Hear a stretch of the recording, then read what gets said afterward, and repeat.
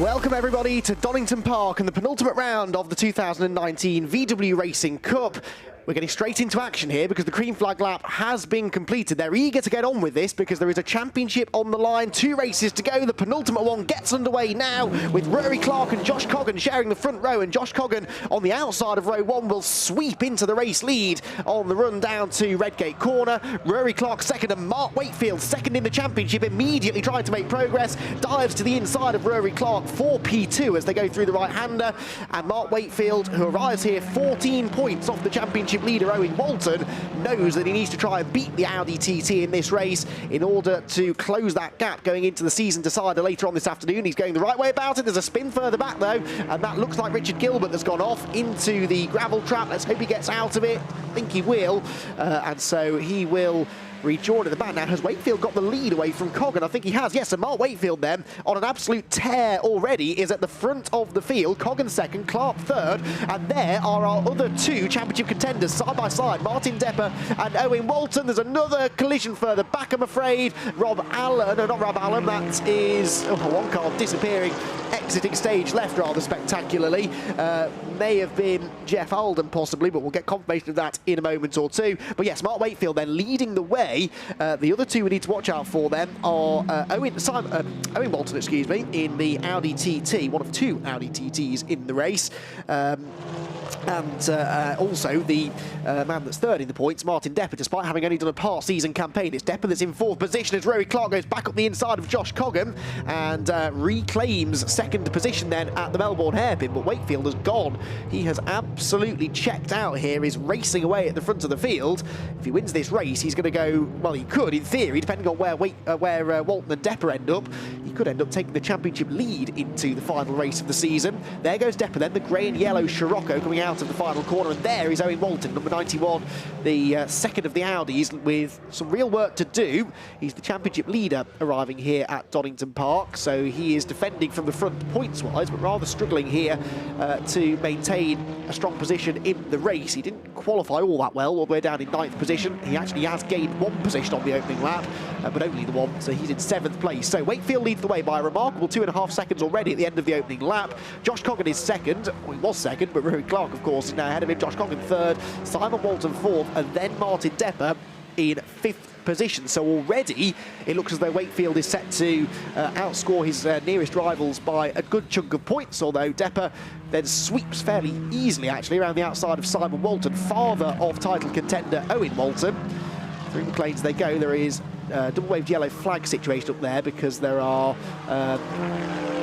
one or at least 1 car, possibly 2 cars. No, only 1, I think. Jack Depper is the only man that has not come round on the opening lap. So Jack Depper, somewhere along the line, has been caught up in contact. He may have been one of the drivers involved up at McLean's. Jeff Alden was the car that was spinning off to the inside of the track, but he has completed the first lap, albeit 17 seconds behind the back of the pack. So, unfortunately, without a safety car, Jeff Alden is rather out of this one now. But the rest of the field plunge downhill into the Melbourne Loop for the 2nd time in what is a 20-minute race. So we should get a decent amount of laps in here, even though we're on the full Grand Prix layout at Donington Park. There is Matthew Evans right behind Russell Joyce. Mark Wakefield, though, into the Melbourne hairpin, trying to build up this margin. There are 44 points available for a race victory, plus 2 points for pole position. And fastest lap as well. So pole position, of course, went to Rory Clark. He's not a title contender, but the fastest lap, well, actually belongs to Rory Clark because he was half a second quicker than the leader that time around. So the youngster, the young Scottish driver in 2nd position, closing in on the car in front. Now, this is one of the drivers that really needs to make some progress. Owen Walton up the inside there of Rob Allen as they go through Redgate Corner, and this is to try and take 6th place away down the Crater curves. Oh, they almost make contact, but Owen Walton should go through. He's got the inside line into the old hairpin, and he does indeed sweep past. So move Owen Walton into 6th spot now. That would be worth 32 championship points. He arrived here 14 points ahead of Mark Wakefield, who at the moment is set to score 12 points more than him. So that tells you how close it will be. That was Rory Clark getting excited. Oh, there's cars off everywhere up at McLean's. Is there fluid down? There must be, surely. Rory Clark had a huge way with Josh Coggan is sideways as well. I think there must be some oil down at the top end of the circuit. We've got cars skating off the road everywhere. Now let's hope this doesn't catch out any of our championship contenders. They need to pick their way through this. Owen Walton has got himself ahead of Martin Depper in all of that as well. So Depper must have had a sideways moment, and he's now behind the man who leads the championship. So that's not worked out well at all for Depper. Owen Walton tried to turn him, but he's got a car on the inside that's still sideways, and now Depper comes back at him on the exit of the chicane, and Depper is back clear ahead of the Audi on the run down the hill. A very, very odd sequence of events there. We'll have to have a look in a moment to see what that's done to the order. Now, I saw a flash of yellow sideways at the top of the hill. I assumed it was Clark. It may have been Depper, actually, because Clark, according to our timing screens, is actually gaining still on the race leader, so it must have been the other grey and yellow car that I saw getting sideways, and that was Martin Depper, and that very briefly dropped him behind the championship leader, Owen Walton. Rob Allen has benefited from all of that, but well, if there's fluid on the circuit, you would like to think that something might be done about that, but they're continuing to race now. The lead gap did come down, but no, we have seen Rory Clark lose second place, so he must have been one of the drivers having a moment too. It's Coggan now into P2. Clark is third, fourth is Simon Walton. Then this is the fight for fifth position with Tony Prendergast and Rob Allen side by side, right in front of Martin Depper, who realistically, as a bare minimum, needs to be on the podium in this race in order to keep his championship hopes alive. And he's really, really going for it on the inside, two wheels on the grass, and he overtakes two cars in one move, and one spectacular move it was. Through the crane of curves, he gets past Tony Prendergast and Rob Allen and moves himself then into the top five now, Martin Depper. Former British touring car racer was Martin. You'd never guess it, would you? That was a fantastic bit of driving. He's a bit wayward again at McLean's, but there's not quite as much sideways action this time, so possibly it was just a case of drivers getting a bit over-eager on cold tyres, but the fact that we had so many cars getting sideways at the same time did seem a little odd. Right, deep breath everybody, we've still got 13.5 minutes to go. We've got a three-way fight for the lead developing now with Mark Wakefield, Josh Coggan and Rory Clark. Coggan and Clark have caught Wakefield. Rory, look, has got a bit of damage to the rear of the car. The rear bumper's come loose somehow. Not sure if that's from contact or if he's been off the road, but he's not letting that deter him. Still attacking Josh Coggan here to try and reclaim this second position. Josh was a championship contender earlier on in the season, but hasn't had the best middle part of the year. And so he's dropped down the order a little bit now. He's all the way down in about 6th or 7th in the points coming into this final round of the season. So he's just out there looking for race victories, whereas a couple of the drivers around him are fighting for championships, though, although in fairness, Rory Clark also has only done a part-season campaign. He was runner-up in the championship last year, was Rory, and he dives to the inside to try and take the runners-up spot in this race, which he does at Redgate Corner, moves himself ahead of Josh Coggan and into second position. So the lead gap, as a result of these two battling a bit harder on the previous lap, has gone back out to 2.3 seconds. Wakefield, second place in the championship, leads the race. Coggan, though, is back up the inside of Clark now into the old hairpin, and the pair will run wheel to wheel on the run up through Starkey's and Schwann's curve. Careful not to lean on each other. The Golf versus the Scirocco, and the Golf will have the inside line eventually for McLean's corner and powers past. We do see with this great variety we have in this championship. They may all be cars that run under the VAG banner, but we have Golfs, we have Scirocco's, we have the Audis out there as well, and different ages of cars as well. So certain cars will have different strengths and weaknesses. There's also a success ballast formula in play, whereby drivers that win races have to carry 60 kilos of success ballast into the next race. So it continues to keep things nice and close, and it means that looking forward to the final race of the season later on, if Mark Wakefield can hang on to this race victory, well, yes, that's good in that it will close him in on the championship leader, but it's bad because it means he'll then have to fight for a championship with an awful lot of weight in the car, but he'll worry about that later, I suppose. Wakefield then leads them up the hill. Coggan and Clark still scrapping over second in that order for the time being, so Coggan's still in front. But look in the background, Simon Walton has been caught by Martin Depper, who continues to make nice progress here. Depper on the previous lap was the fastest man on the circuit, and he was quite a bit quicker than the race leaders. The race leader, Wakefield, now does put in a decent lap. 1:45.6 is still over a second off the fastest lap of the race, though, which is now set by Depper. So Martin Depper in 5th position is the fastest man on the track officially now, because he just set the fastest lap of the race and is only half a second now behind Simon Walton. the father of Martin Depper's big championship rival, Owen, who is still stuck down in 7th position. He hasn't yet been able to find a way past Tony Prendergast. Rob Allam, though, appears to have made his way into the pit lane last time around, so Allam has now dropped out of the top 7 or so. So that's gifted Walton one position at least, Walton Junior that is. This then the fight for 4th position and the fight for championship points for Martin Depper, who many people had counted out of the championship hunt really by mid-season. He had to miss a round, I seem to recall, and many people said that he wasn't going to be able to get himself back into it, but an astonishing series of race results through the latter half of the season, including a double race victory at Brands Hatch last time out and a 2nd place the time before that at Croft, have well and truly catapulted him back into the championship equation. And as you can see, he's now on the brink of breaking into the top 4. The further up the order he can get, the more points he will score, but the more weight he'll have to carry into that final race of the season later on. Again, though, I don't think Martin's the kind of person to worry too much about that. He just wants the points. He wants to make sure that he takes this to the final round, and the next step on that ladder is to get past Simon Walton, who locks up, runs wide at the Melbourne hairpin, and might be about to make it fairly easy for Martin Depper, who gets a nice switchback on the exit of the corner, but the Audi, as we've seen time and again this year, has a slight advantage in a straight line. The VWs, though, particularly those Scirocco's, a little bit better through the high-speed corners in particular, though, so that's where Depper might choose to try and form an attack. Across the line they go. Rory Clark still harrying Josh Coggan for 2nd, but this is the most significant battle at the moment, the one for 4th position, with Martin Depper trying to find a way past Simon Walton. He's going to the outside at Redgate corner. This can work if he's left enough room on the exit of the corner, which he is, and he's now going to carry good momentum down the Craner curves. This is risky stuff, but with the championship on the line, he sort of has to go for it. Through Hollywood, that'll give him the inside line for the Craner curves, and he does go through. So Depper into 4th place now. Bit of a break lock up there as he sends it into the old hairpin. So Depper is now about 5.2 seconds or so behind Rory Clark and Josh Coggan's battle for 2nd place. They in turn are continuing to gain on the race leader. So we're in one of these situations now where in theory the 4th place car is quicker than the 3rd place car, which is quicker than the 2nd place car, and they're all quicker than the race leader. So they're all going to start bunching together here, I think, over the remaining 8.5 minutes of this race. And with at least 2 of those top 4 drivers in the race being title contenders, that just adds to the intensity level rather. On the brakes into the chicane again, Coggan seems to have the measure of Rory Clark now, despite being under an awful lot of pressure earlier on in the race from the yellow and grey Scirocco.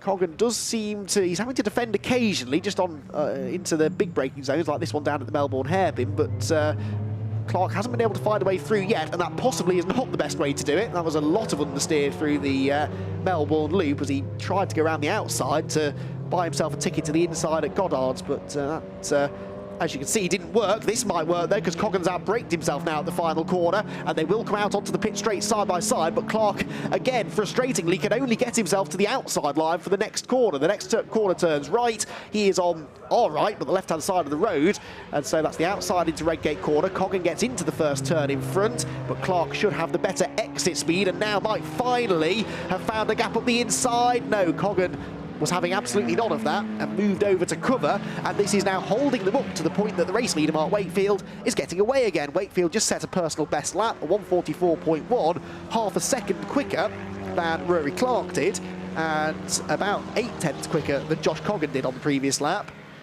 Significantly, though, they're not losing a huge amount of time to Martin Depper behind, who seems to have plateaued now in 4th position. He was about 0.3 quicker than Coggan, 3 or 4 tenths quicker than Coggan on the previous lap, but he's still 3.2 seconds behind this battle, not really getting a huge amount closer.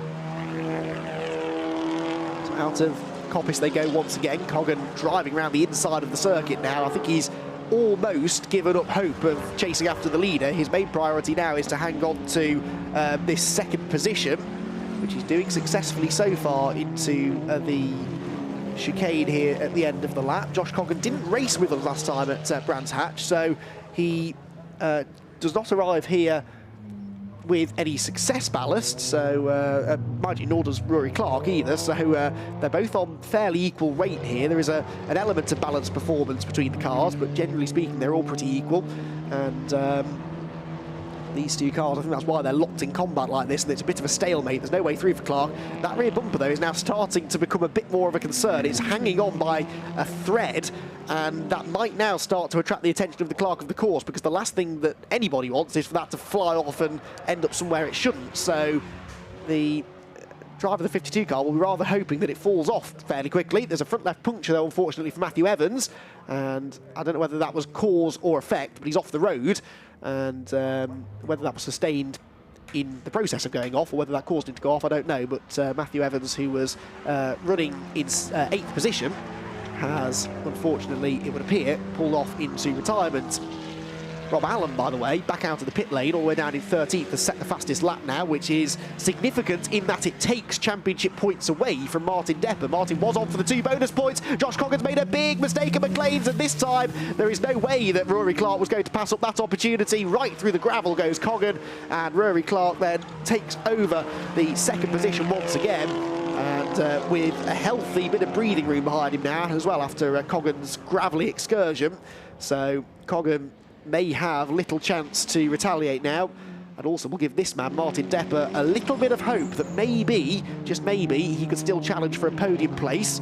4th position for Martin would score him 36 points, so that's not too bad. That's 8 points fewer than the race leader, Mark Wakefield, and Mark Wakefield, of course, was ahead of him anyway, so Depper mathematically will still be in championship contention, but realistically perhaps it's going to be a bit of a struggle, but we'll see. It's a long afternoon ahead of us still, with another 20-minute race later on. Simon Walton now has been caught by Tony Prendergast, but Owen Walton can't make any progress towards this lot.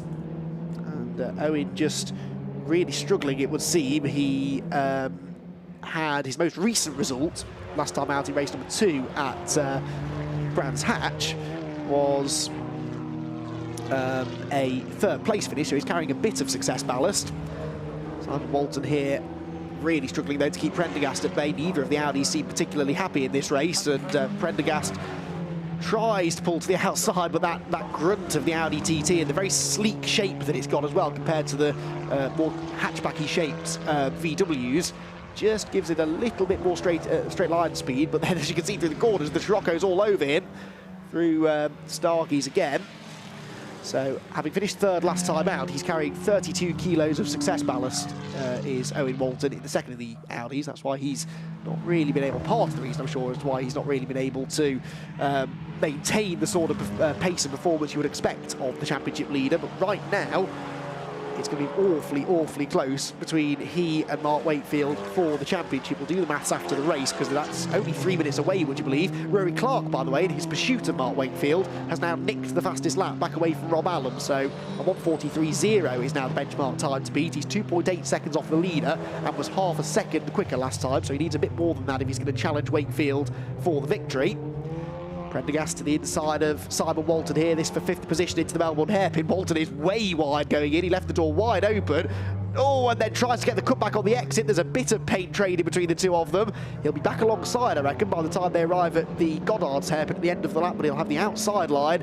And Prendergast should, as long as he doesn't run too wide on the exit of the corner, be able to hang on, which he does. So Tony Prendergast then moves into the top 5. Simon Walton. Now, will Simon choose to drop back here and allow Owen Walton an extra position?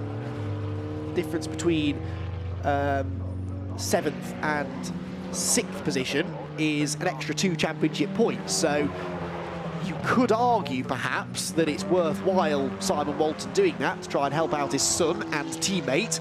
But we'll wait and see what the team, or maybe even Simon himself, decides to do. Simon, I will remind you, is not in contention for the title, so it makes relatively little difference for him whether he finishes 6th or 7th.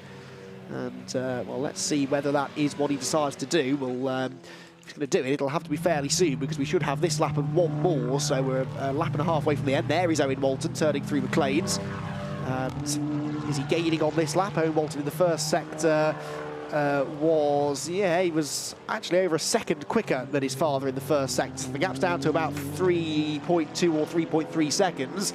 It's really coming down now. I think that's exactly what's going to happen, isn't it? Simon Walton staying over to the left-hand side of the road. I think he's going to wave his son through. into 6th position, which he does, and he will therefore score 32 championship points instead of 30 championship points. It doesn't sound like a lot, but it might make all the difference. In fact, it will make all the difference, because that means that he will be scoring now 12 points fewer than Mark Wakefield, and he's 14 points in front of him. So that the difference that overtake made was that he will not be tied on points with Wakefield. He will still take a 2-point advantage into the final race if Wakefield wins, and that is now suddenly starting to look a little bit less secure, because he lost a huge chunk of time, nearly exactly a second to Rory Clark on the previous lap, and Rory is now only 8/10 behind him as we start the 12th and final lap of this race. Now, Mark Wakefield really must hang on to this victory. If he loses it, he loses with it 4 championship points, but Rory Clark is all over him through the old hairpin. Just over half a lap to go. Can Rory do anything about Mark Wakefield? Of course, Clark has no concern whatsoever with the championship battle. He's out there for himself. He wants to get the best results that he possibly can. And right now, he is quicker than the race leader, so he's going to have a go at this. Absolutely no doubt about it. Into Coppice Corner they go, and Clark is harrying him, looks to the inside line. Wakefield will defend on the way in, so he may be a bit slower on the exit of the corner, but he gets over to the right-hand side of the road to defend. Rory Clark in the new lightweight VW Scirocco. It shed that rear bumper now, and he's got some good horsepower down the straight as well. Pulls alongside Mark Wakefield, who has to brake as late as he dares into the chicane to maintain the race lead, which he will do. But Clark, again, by virtue of going in on the wider line, well, in theory, should have had more speed on the exit of the turn, but actually Wakefield gets a good exit, and he's now only 2 corners away from the checkered flag, and one of the most important race victories that he'll have scored all season long. In towards the final couple of corners they go, and I don't think that Rory Clark is going to be quite close enough now to find a way past him. It's going to be, I think, a 3rd victory of the year. Oh no, he locks up and goes wide. Mark Wakefield at the last corner has thrown it all away. Has he? They're side by side. He's on the grass. It's going to be a banging match almost to the line, and Wakefield hangs on by just over 1/10 of a second after that nearly very costly moment at the final corner. He had it done. He'd shaken off Rory Clark and then locked up and ran wide at the final turn. Thankfully, though, for Mark Wakefield's championship hopes, he does hang on, and he takes his 3rd win of the year to provisionally, I reckon, move to within 2 points of the championship lead, but that will have got his heart rate up, no doubt about it. And how on earth he managed to hang on to it on the exit of the corner, I do not know, but that was spectacular stuff there. And Mark Wakefield then gets the win, despite the timing column on my timing screen says that he got it. So we'll wait for official confirmation of that, but it does look as though it was Wakefield from Clark from Coggan in 3rd.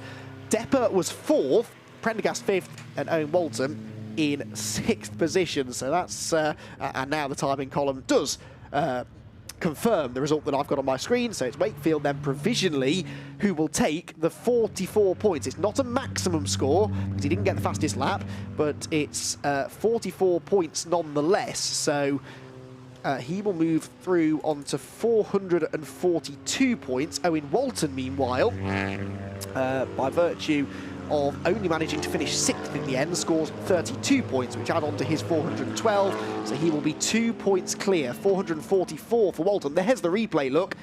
Wakefield locking up and running wide, and then he was absolutely not going to let Rory Clark get to the line first. He kept his foot in it. This will be a good shot, I think. He runs out wide, Clark gets to the inside, and Wakefield keeps his foot planted. Now, I don't want to be the party pooper here, but he did rather overtake Rory Clark whilst he was off the racetrack there, so I don't know whether there'll be a discussion about that later. This is why I always use the word provisional when it comes to these sort of results, because until we get the official results later on, we can't really count any chickens. But that was a thrilling end to the race, no doubt about it. And Mark Wakefield then moves to within 2 points of the championship leader with 1 race to go. So the provisional results that we have say that Wakefield took the victory on the grass, with Rory Clark in 2nd, Josh Coggan 3rd, and Martin Depper in 4th. Tony Prendergast was 5th, and Owen Walton a valuable 6th place. I think he owes his dad a pint in the pub later on for handing him that 6th place late in the day. Simon Walton sacrifices a top 6 to finish in 7th position, with Mark Steele 8th.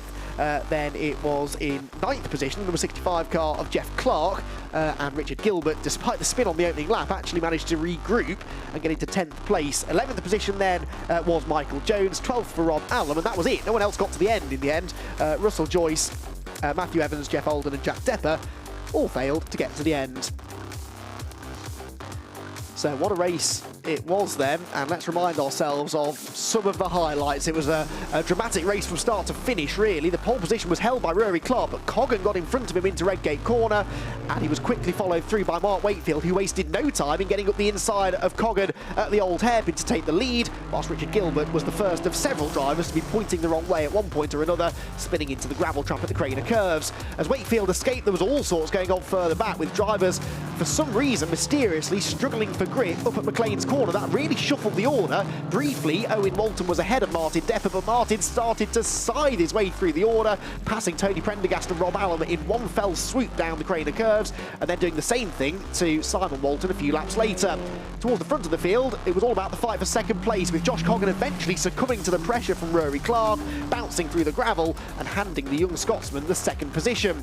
Simon Walton was battling away with Tony Prendergast, but would later fade down the order, as we're at the front of the field. Rory Clark caught Mark Wakefield on the final lap of the race. The two of them went toe-to-toe around Donington Park Grand Prix circuit, with Wakefield appearing to have it all in the balance going into the final couple of corners before he locked up at the very last corner, ran wide and had to scrabble his way back through, two wheels on the dirt coming to the checkered flag, and it was Wakefield that took the victory, and with it moves to within 2 points of the championship lead. Well, fantastic stuff there from the VW Racing Cup, and that was sensational racing all round, really. Wakefield will be happy with the victory, but that does now, of course, mean that he has to take this 60 kilos of success ballast into the second race of the day. Owen Walton, meanwhile, he did finish in 6th, so he has to carry 8 kilos of success ballast, but that's the smallest amount of success ballast you can take. So he is essentially going to be 52 kilos lighter than the driver that is 2 points behind him in the championship. So that plays immediately into the hands you would suspect of Owen Walton. The loose cannon, rather, is going to be Martin Depper, because Depper finished 4th, will take 24 kilos of success ballast, so somewhere in between the two, but will be coming from quite a way back. He's 16 points, by my calculations, away from the championship leader now, so he can still win it, because there are 46 points available in each race, but it'll take some doing, that's for sure. But that, I think, has woken up all of the spectators around the circuit then, who are here bright and early, and there the hug between Mark Wakefield and I assume that's Rory Clark, who debated that race victory there right down to the wire. Oh no, that's it's not Rory Clark, I think that was Josh Coggan potentially, but either way, Wakefield then will be very happy with the victory. But as I said, he did rather overtake on the grass there coming out of the last corner, where he'll say he was in front anyway, so it'll be a debate that goes down to the wire, I'm sure, but we will give you news of that before our second race later on, because that race will be fairly late in the day. They've got until 4:20 this afternoon to sort it out, and hopefully by the time we do get to that race, we will know for sure what the result was, what the point standings are, and we'll sit back and enjoy what's going to be a very, very intense final race, I think. It's usually is a close championship, the VW Racing Cup. It almost always goes down to the wire here at Donington Park. It's a great addition to the Donington Decider weekend as well, and has been for several years now. And this season in particular, the championship has almost excelled itself, really, with some top quality racing. And the racing, you may remember, from July here at Donington Park was very, very close indeed. Some of the best racing we've ever seen, I think. It's a really big crowd on hand as well at Donington Park, which is nice to see. Lots of people out in force enjoying the autumn sunshine, and the podium drivers enjoying their trophies and champagne as well. Championship coordinator Stuart Lyons is on hand to present the trophy. Stuart himself was actually out racing yesterday in his TCR Cupra, and he is now on official duties, presenting trophies to our podium finishes, where you can see them. There's Rory Clark into second position.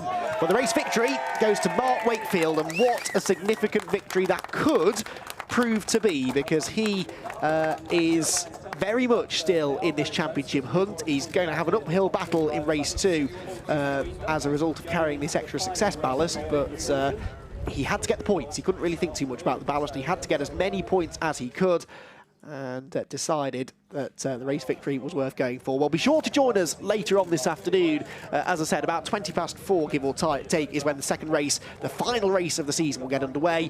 You don't want to miss it.